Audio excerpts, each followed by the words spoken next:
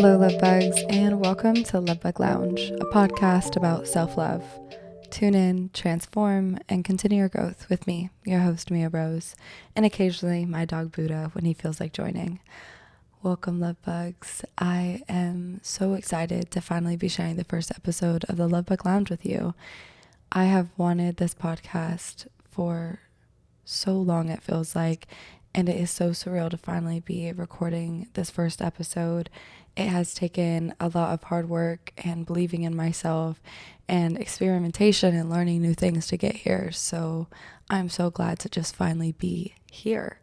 I'm going to mention something now that'll make sense in just a bit. I have this belief that your birthday is really your New Year's. So I should probably start by saying what I think New Year's is. I think New Year's is a time to get rid and let go of old beliefs and habits, even people that may no longer serve you anymore. A time to say goodbye to old belief systems that are not pushing you and helping you become that version of yourself that you want to be. So New Year's to me is a time of cleansing and purification, while your birthday, if New Year's is the time of out the old, then your birthday is the time of in with the new. New Year's has made space so that for your birthday you could bring in new things, new habits, new experiences, new beliefs. I think that is really the time that you're adding a lot to your life. And so for my 20th birthday, I acted on this belief. I made resolutions for my birthday for the very first time. And the most important one was learning how to be kinder and more forgiving towards myself. And I really feel I learned how to do so. I definitely learned how to be softer and more tolerant when I made mistakes and honestly just experienced life's learning lessons. And so since that went so well, I continued that with that tradition. For my 21st birthday, I made more resolutions. I wanted to invest into myself. I pledged to make it about honoring myself, making myself try new things despite not being perfect at it the first time around. And the podcast felt like an ideal start to that. I plan to use this podcast to help myself and hopefully you all listening to help us grow into the best versions of ourselves over and over and over again. I want this podcast to be somewhere we can hold ourselves accountable, but with no shame. I want it to be a place we could be authentic and sharing our wins and losses, no matter how big or how small.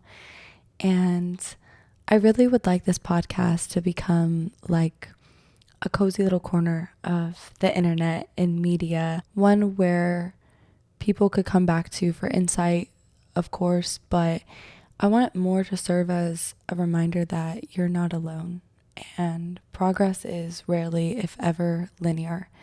And I know I absolutely need that reminder a lot. So at the very least, this podcast will serve as a journal of my changes, my progress, my growth, and of the messages that my future self might need. In the past, I've used private Instagram stories, Snapchat stories to share my emotional, spiritual, and mental growth.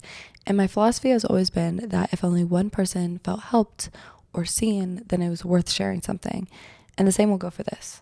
If only 5 of my closest friends ever tune in, 1 or 2 of them feel like the podcast actually helped them in some way, then it'll be worth it to me. I feel like those 1 or 2 people will hopefully be kinder to themselves and therefore others, and then that will spread like some type of butterfly effect. And I really believe that's how the world gets changed anyways, by ordinary people sharing small acts of kindness to other ordinary people. And speaking of ordinary people, this seems like a great time to introduce myself. I was born and raised in Cali. I moved to Atlanta on a pretty last whim decision that ended up being the best decision of my life. I moved for the last 2 years of my bachelor's degree, which I am now in my senior year of getting my bachelor's degree in psychology, which is absolutely insane, being that it feels like I graduated high school yesterday. I do want to take this time to say, though, that I am not by any means a licensed therapist, psychologist, and I do not intend, and please don't use this podcast as a replacement for any therapy, anything like therapy, anything of that nature, solely for entertainment purposes only. I will be sharing my own story from my own perspective and also bring in guests that have their own imperfect but very, very real stories to tell. And with introductions being done, I feel like we could finally dive into the first episode. As I mentioned earlier, I made the resolution for my 21st birthday to just go out and do it. And so I had really made my mind up that I was going to do this podcast, probably around December. My birthday is in February, so I really underestimated the work it was going to take. I thought easy peasy, I'll be out with the podcast by my birthday, be posting the first episode, and I got really excited about it. I started thinking about names, started buying equipment, and it all started to feel very real, which I think to any normal person would have been great. But to me, the more real it felt, the more self-doubt I started to feel, the more what ifs that started to go through my brain. What if I embarrass myself? What if I have nothing to say? What if I sound dumb? And they just started to grow and build on each other. And yeah, so on and so forth. Nothing good was running through my mind. And so I procrastinated by researching everything I could. I researched the best equipment. Was my mic really the best? I actually did return the first mic I got and got this one instead. I researched podcast music, how to make one, how long should they be, just anything you could think of. It was in my search bar at one point in time. And I really don't mention this to say that I think research is bad. I do believe quite the opposite. I think research for a project you care about is absolutely necessary, but up to a certain extent. At a certain point, you have to say F it and just do it.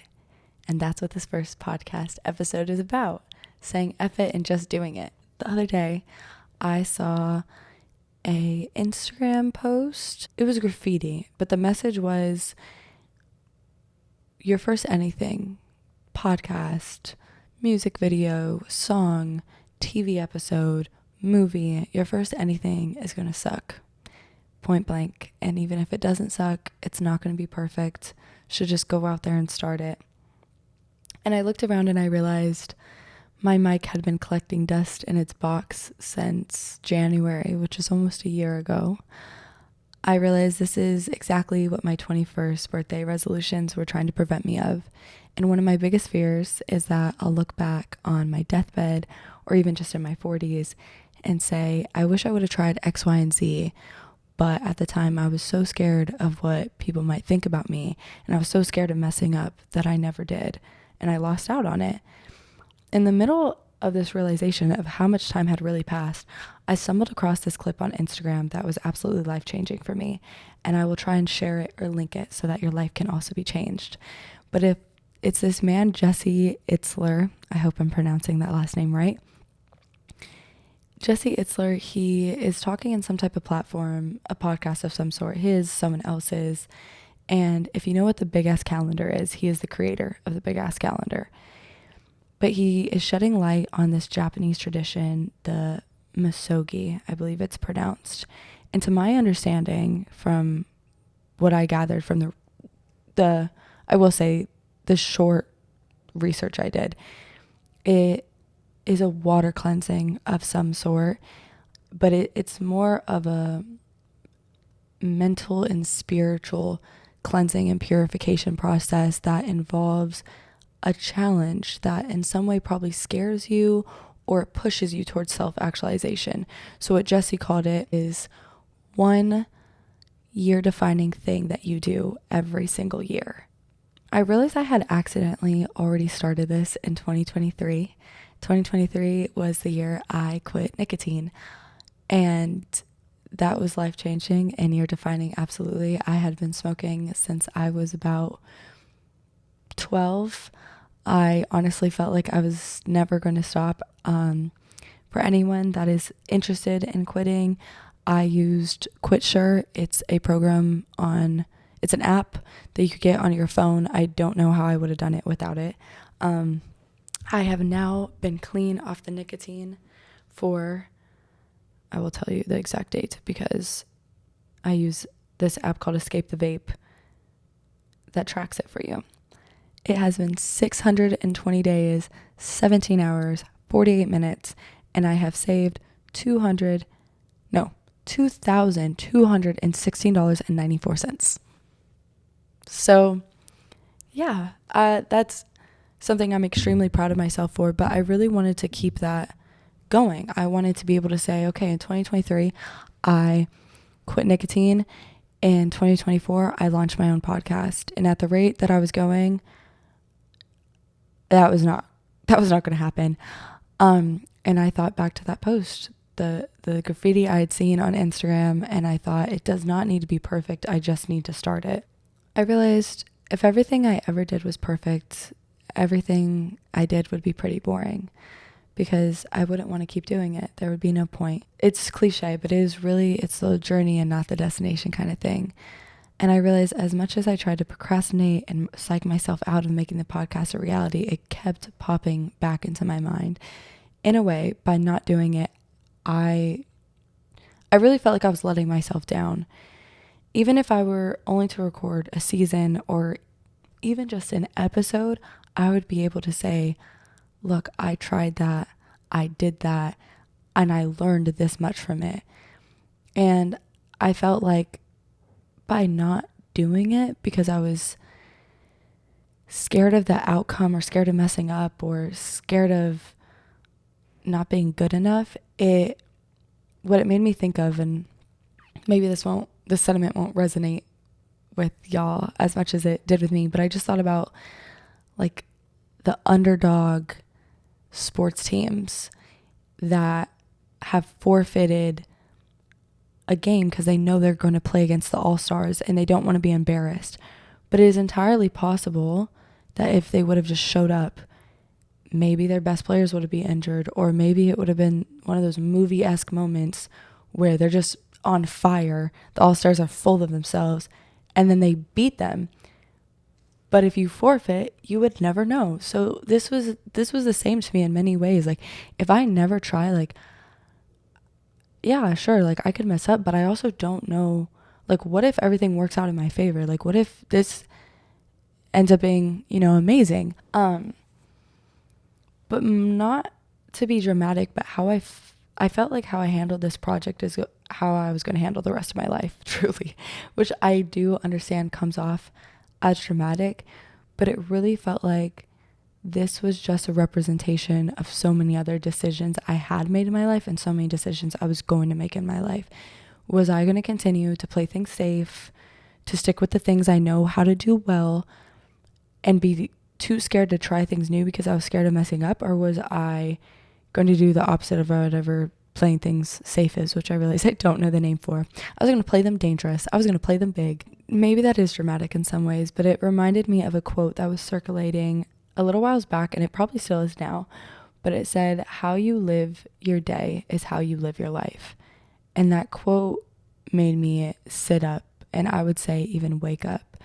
I feel like up until that point, I had been living on autopilot. I think I was waiting for something or someone to come along and say, like, just walk through the door and be like, here's an exciting path to go down, which will give your life meaning and a sense of purpose.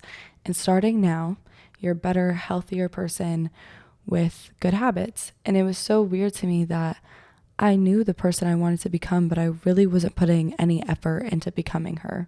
I realized I owed it to myself to make my life exciting, to make it meaningful, because no one was coming to serve these experiences to me on a silver platter. The quote is really just saying life is a series of choices, and things that may feel really small in the moment can be so pivotal for the trajectory of where life is going.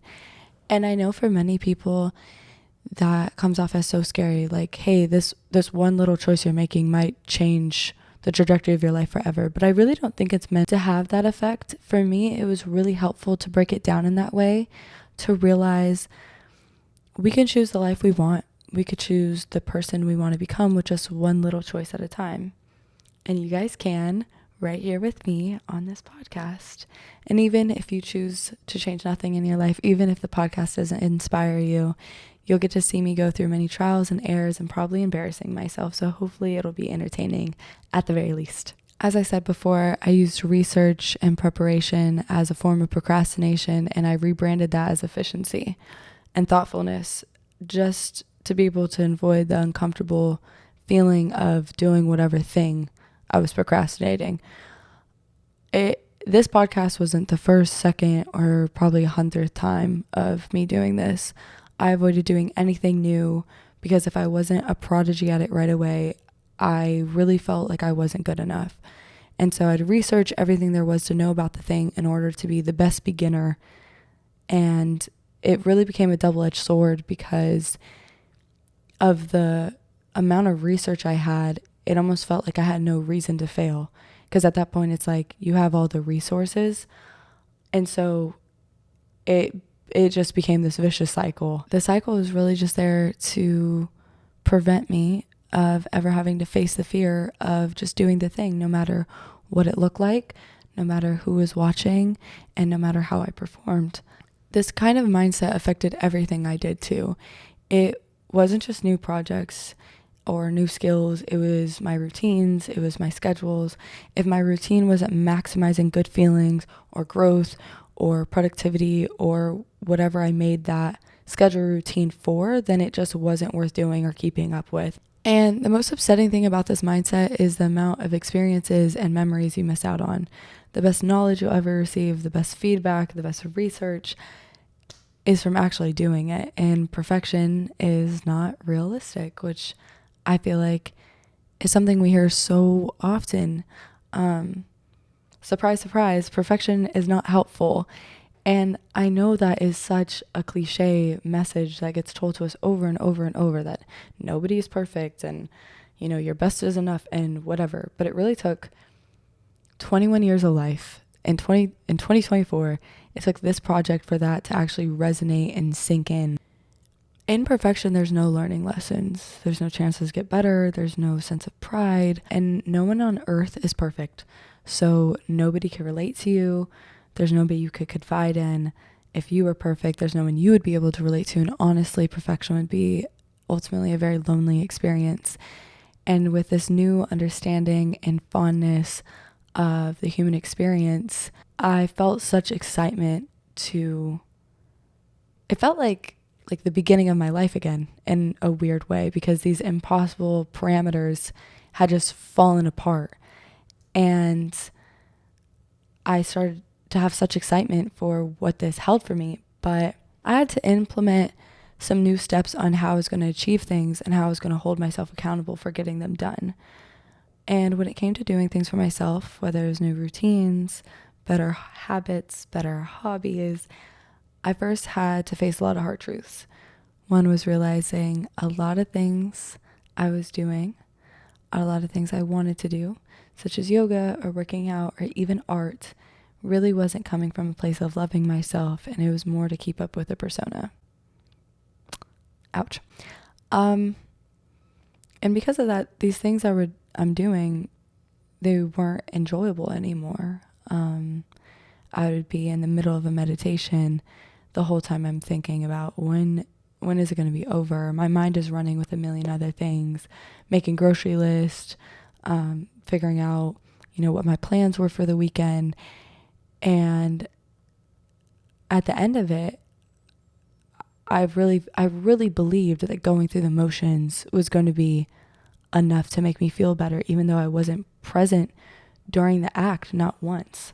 And this may be obvious, but it's not the action, but it's the intention that's going to heal you. The whole reason you're doing yoga or meditation or whatever hobby or act of self-love is to connect back to yourself, to slow down your thinking. What I was doing is the equivalent to going to therapy, never telling the therapist anything of substance, and being surprised when there's still trauma to work through. I understand going to therapy and even maybe admitting to yourself that therapy would be helpful for you. That is hard work, absolutely. But once you're there, you have to continue working hard to feel and see the effects. So I think the first step was figuring out why why am I doing any of these things? What do I hope to achieve? Your intentions for why you're doing something will keep you going. The person that's practicing for a sport, I know sports is always my example. I think it's because I grew up playing 1,000 of them. But the person that's playing the sport because they love how they feel playing the sport is going to outlast the person that is doing it for someone else's approval 100% of the time. Even if the latter person is more experienced or gifted or athletic. Back to the main message. I had to break down what I hope to achieve and how will I even know when I reach it. So many people talk about success, but they can't tell you what it looks like, what it feels like, and they'll just assume they'll know when they get there. I think when you let yourself get really detailed about the desired outcome, how you get there becomes much easier and your steps to getting there become a lot more precise. I also changed my mindset about really why I was doing things. I think society or mainstream media pushes the idea of doing things because you dislike yourself. I'm working out because I don't like my body. I'm working out because I'm not pretty. I don't, I hate myself. I'm cleaning my room because I'm disgusting or a slob, etc. And that critical thinking did not work for me. I think it might for some people. I think, the revenge body outlook does work for some people. But for me, I had to look at eating healthier and working out and cleaning because I loved myself. I'm working out because I love my body and I want it to feel good. I'm eating healthier not because I want to restrict myself and feel like, for lack of better words, feel shitty, but I'm eating healthier because I love my body. My body deserves this. I'm cleaning not because I'm disgusting and not worthy if I don't, but because I deserve a clean space that feels refreshing, that feels like home. And maybe that just works for me, but I would encourage people to try that mindset as well. You're doing better for yourself, not because you hate yourself, but because you love yourself. I also had to realize that not everything I'm going to do for growth is going to feel enlightening and magical and deep. Sometimes it honestly feels like a chore. I realized it was really hard for me to stick with some spiritual or emotional work because I wanted every time to feel moving. I wanted every meditation to feel groundbreaking. There's many meditations that I've cried through, but it's just not going to be everyone. You have to find the magic in the mundane. You have to make the everyday feel special. And the next thing that helped me is micro habits for both my projects and my routines. I have to thank whoever found micro habits or at least coined the term so that they are now widely known about. It really helped me defeat my all or nothing mindset. Ultimately, micro habits are just small steps you use to build your routine. They're really tiny things to help you just get like a fraction better each day. So instead, like, for example, your goal might be, I want to do a meditation every single day, but that meditation might feel really daunting. So maybe instead you just do 3 deep breaths before you go to bed, like right as you get into bed for the night. Or you might have a general goal of, I want to be on my phone less, but you really don't know where to start. Okay, a micro habit would be the first 5 minutes after I wake up, I'm not going to be on my phone, or the last hour before I go to bed. If it's, I want to work out more, maybe you do literally just 5 push-ups at lunch every day. They're just very doable things that'll push you towards your desired self. And the best part is they become a habit without you even realizing. And that's when you could build on them and expand on them, and it's all in your own time. I recently realized it's around November that I really try and lock in and get really gung-ho about my wellness. And then it's probably about May or maybe June that it starts to dwindle off. And I was explaining to my partner that I don't forever want to just be able to run the mile and never the marathon. And I love that metaphor that I made. But when I said I was being quite literal, when I start getting really gung-ho about like my wellness and working out, I can always run a mile at the beginning and then I'll like make my time faster, but I never ever push myself farther than that. And I want to push myself this time. Starting now, I am making the promise that things will be different, one baby step at a time. I find it so fitting that I'm releasing this first episode and coming out with the podcast in November, because I feel like that just marks the start of a change. I realize it's a lot easier to show up for others and hold them accountable than it is to myself.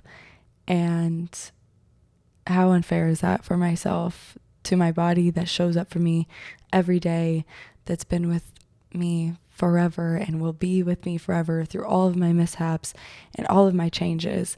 And I owe it to my past self, my present self, and my future self to show up, and so do you. The only thing that makes this year any different is you. I think a lot of us put off our passions because there's this underlying understanding that if you never end up starting, the dream is never lost and you haven't failed. And if you haven't failed, you don't have to sit with the now what. Because if you have this lifelong dream and it tanks, that now what is big and scary and daunting. Now what? Maybe you don't have other dreams or other plans. And I understand that now what is a genuine and valid and serious fear. And I don't want to seem like I'm not taking that seriously. However, you know, when you're in a really, really great dream, like you're sleeping and you don't even realize you're sleeping, and then an alarm wakes you up for work or for school, or you're just abruptly woken up and you're pissed and you want to go back to bed so bad and like jump straight back into the dream. I feel like if you never start, if you never believe in yourself enough to try the dream, that is how life is going to feel. One day you're going to wake up, you're going to be 70, life goes fast. And I don't want to say that at 70, now your life is over. It's too late to start. I don't think I believe in too late. But at that point, maybe your dreams have changed, or it's a lot harder to achieve that thing now. And in some ways, wouldn't the dream be lost already? So don't let it become your life. No, but genuinely, make that dream your reality. Make it your everyday now. Stop letting the idea of greatness paralyze you and prevent you from taking those first steps. And that's a message to me as much as it is to you. Honestly, if I could do it, me, the once queen of overthinking and being too hard on herself and thinking too critically about all of my actions, if I could sit here and record and make this podcast a reality, then you absolutely can too. So, if you are looking for a sign, this is it. Here's to us getting comfortable with being slightly uncomfortable. With that, I'd like to conclude this podcast episode with thinking of 3 things that your year ago self would be proud of your present self for.